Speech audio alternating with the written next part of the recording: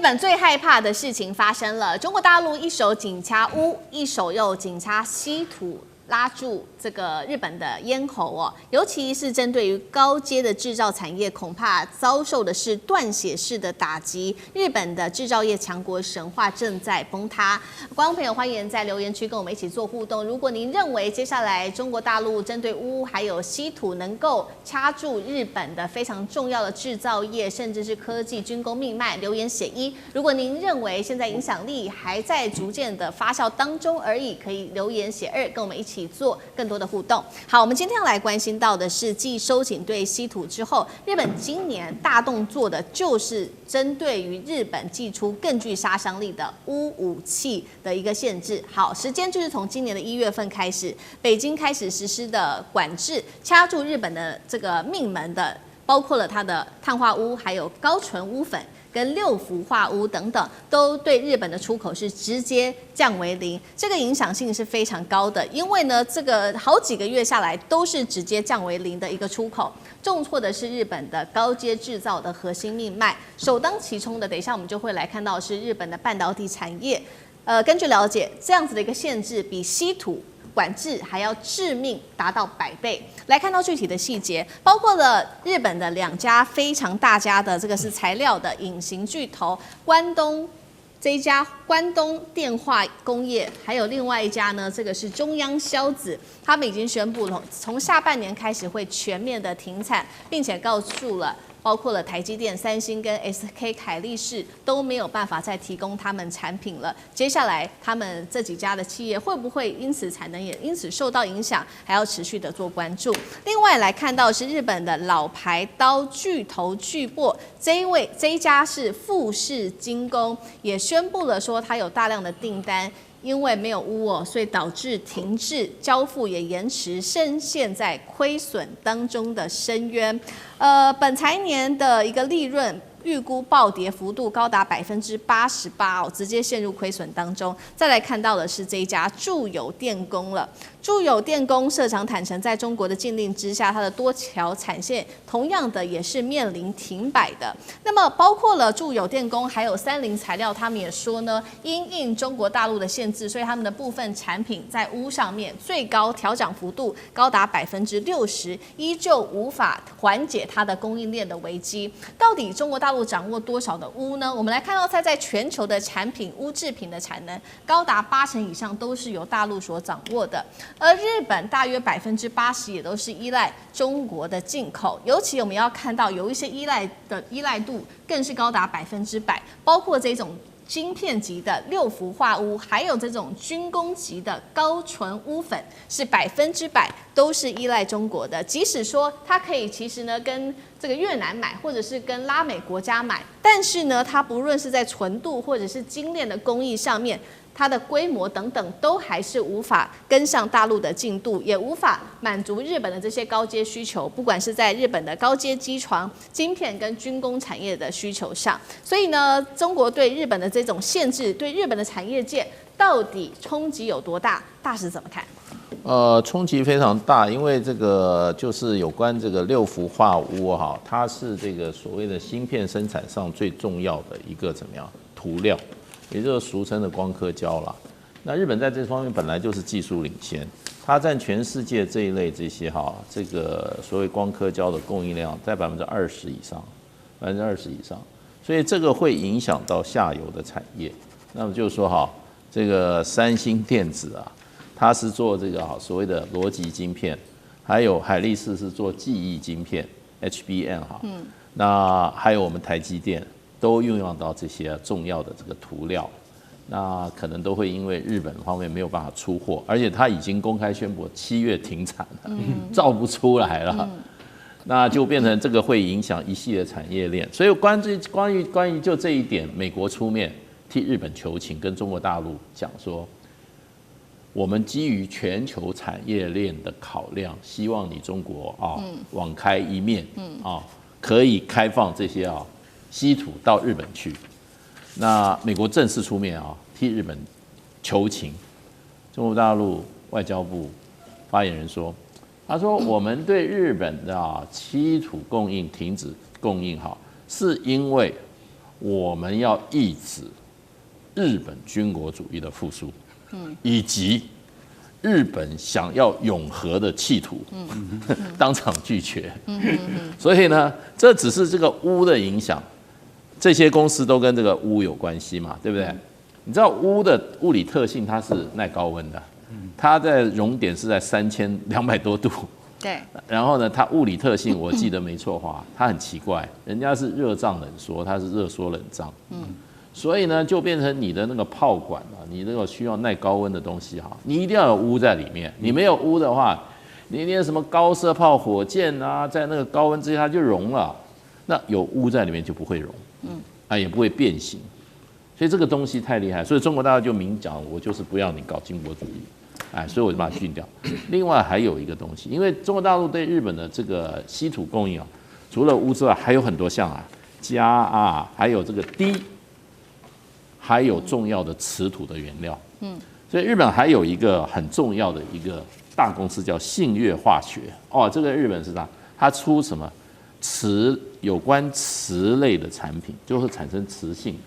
你知道瓷在这个发动机里面扮多大重非常重要，是它是一个基础性原料，现在也没有了。信越化工也说对不起，磁铁到7月为止，我就没办法生产了。你知道没有磁铁的话，很多汽车工业、很多机械工业，对不起，都停产。所以日本现在是急得不得了啊！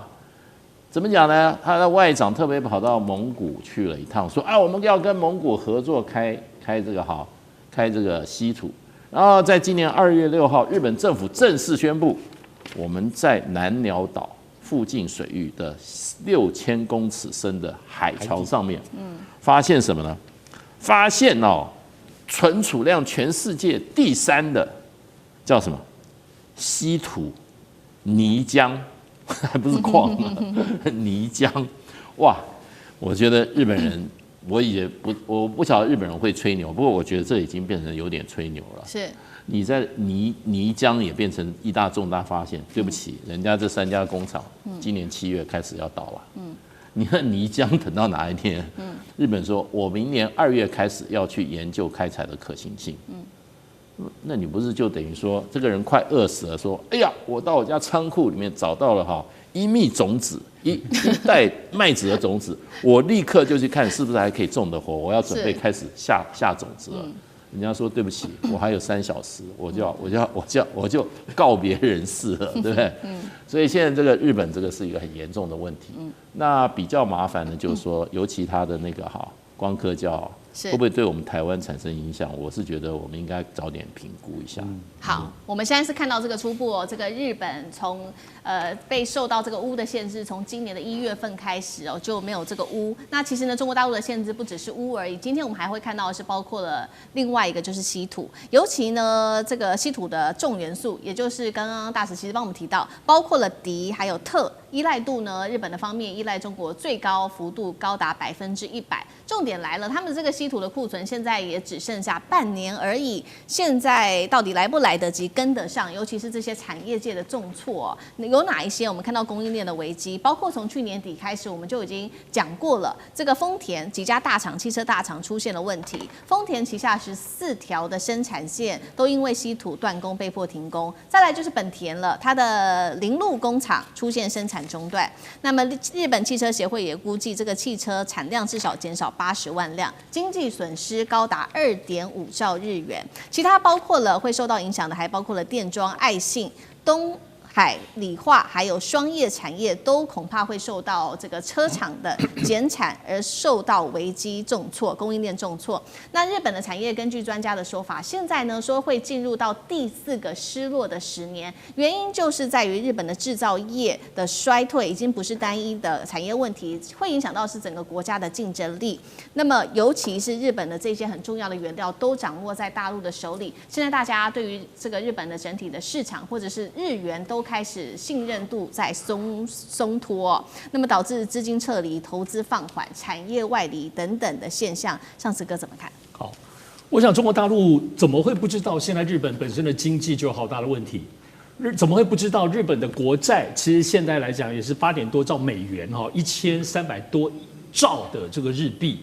每年的1/3财政收入也要还这个债务，所以这是日债。然后日币的最近非常非常弱哦，尤其美元强势跟波湾战争这个部分来讲，那么日本央行其实才刚刚通过说他们其实就是已经加码一息，可加码一息当中，其实看到对日币本身好像也没有太多的影响，所以我们其实知道这个整个产业结构的问题，中国大陆怎么会不知道？所以中国大陆在去年10月的时候，高市早苗说了台湾有事，日本有事的时候，一开始是出招，是你的观光文化产业当中，包括两边的一些民间交流，包括演唱会不让你办了，很多这个日本明星都受不了，然后日本的年轻人部分也是受到影响。好，然后呢，最重要当然是今年1月的时候宣布了有关这个所谓军民两用物项有1005项，而且它有具体点名哦。有20家基本上是管控的，包括30，包括川崎，包括 NEC 这些超大型的公司，因为他们底下有好多其他的小公司或他们的产业链，有20家的关注。刚刚是你念到的那些东西都不在这40家的名单当中，也就是说4个月下来，大家撑5个月下来用他们自己的库存。可是现在你看到的，虽然30跟川崎没有出来说啊，他们完蛋了，他们还在用，可是跟他周边的产业链有太多都已经活不下去了。所以呢，这里头对日本的经济的根本性的结构性的打击到什么样的地步，我觉得是最近我们才感受到这个部分的严重性。而当然里头最厉害的还是跟稀土有关，稀土所延伸出来的部分是比日本想象中，而且他们先前还硬着觉得自己还有库存，好啊，你有啊，但是你就烧掉了，用了4个月之后，终于连库存都没有，而且没有替代方案。刚刚其实大家讲的那些东西，包括你说挖到什么东西，都不是你现在3秒钟能够做出产业链。现在单你现在花了更多的价钱，我们想钨来讲，现在都已经涨了200%多，就是它涨价。那特别是一些半导体要用到的，所以现在其实说光产业之外，国防航太日本全面的崩塌，半导体跟光学全面的崩塌。而现在其实到核心是什么？最近其实中日有好多东西，河野洋平因为刚刚过世，本来6月中旬的时候，6月下旬，河野洋平要带最大的一大坨民间的部分要去跟日本，因为河野洋平对中国大陆还是认为是老朋友，但他死了。所以你连最后一个可以跟中国沟通的窗口都没有了，而这个东西背后是最有日本关键，影响什么呢？日本的汽车跟日本的各类的电子业，这应该是日本的心脏产业的心脏。所以呢，一旦逐步到这个地步的时候，我不相信在现在包括日本汇率本身，日元有很大的问题，还有日本债务的部分问题，还要给美国5000亿美金，这些加总起来，高市早苗还受得了。对，所以我们现在看到中日关系在这个政治上面的关系降到冰点，同时直接重挫的是日本的经济表现，那被形容是这个失落的第4个10年。可不可以说它的强国的制造业强国神话正在崩塌？那干哥又怎么解读？对啊，我刚才就想到，如果连川崎重工跟30都受到影响的话，那日本就完蛋了。你真的，你不要不见棺材不掉泪啊！这种企业啊都受到影响的话，那日本的神话就真的破了。你知道，这就是钨以外的这些稀土的风险，造成他们的汽车产业多少公司，当初他们都说，在去年年中的时候都说，我们已经分散风险了哦，我们早就知道了。你知道我们什么时候开始分散那个风险的吗？我们从2010年就知道要分散。为什么？就是因为钓鱼台事件啊，我们对岸我们的大陆朋友说钓鱼岛事件，对，从钓鱼岛事件开始，大陆说我不是不卖你哦，我只是开始审核啊，管控啊。他们从那个时候就开始发现不太对劲了。2010年那个时候他们就开始有被收紧。你说像这种就特别的那个金属元素稀土里面的，他们就发现说。就偶尔他就会来一个，来审核啊，照会，通知什么意思？通知就是说东西不能马上卖给你，啊，要经过层层关卡、文书作业。你知道碰到这种东西，我们头最痛的，尤其是这种汽车产业，它没有办法给你拖延的，因为他们都有生产计划跟目标，每个月都要达成的，不然 KPI 就不见了。然后就开始发现说，10几年前就开始有这样子的。就你知道，像什么爱知制钢，还有什么武藏精密工业，他到去年年中的时候问下来的时候，他们还说，我们有特别的库存。结果等到去年底的时候，就发现快完蛋了，赶快想办法突破。就要看像刚刚大使讲的，没有啊，我没有不卖你啊，对不对？请美国来也没有用，为什么？我们就是审核嘛。老实讲一句，我们担心你的军国主义嘛，对不对？好，去年底发生什么事情，大家都记得。